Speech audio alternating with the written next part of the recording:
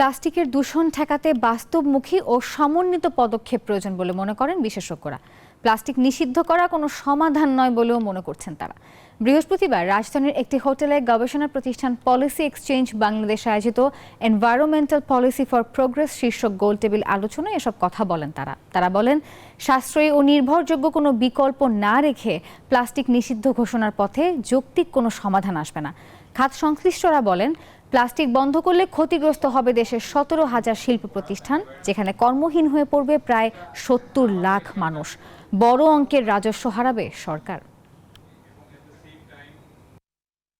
Overnight একটা restriction single use প্লাস্টিকে নিয়ে আসতে চাচ্ছে, সেটা কতটুকু রিয়েলিস্টিক হবে সেটা নিয়ে যথেষ্ট প্রশ্ন আছে। সুতরাং সেটাকে মানে বাংলাদেশের কনটেক্সটে রিয়েলিস্টিক্যালি এটা যাতে সঠিক বাস্তবায়ন হয় আমরা সবাই চাই। গণমানুষকে বা সাধারণ বিভিন্ন যারা স্টেক হোল্ডার আছে তাদেরকে যদি সম্পৃক্ত করে তার ইমপ্লিমেন্টেশনে, আমার বিশ্বাস তাহলে আমরা এই যে প্লাস্টিকের টেকনোলজি এই সুবিধাটা যেমনি করে পাবো, তেমনি এর যে খারাপ দিকগুলি তার থেকে আমাদের সোসাইটিকে, আমাদের উন্নয়নকে তার থেকে মুক্ত করতে পারবো।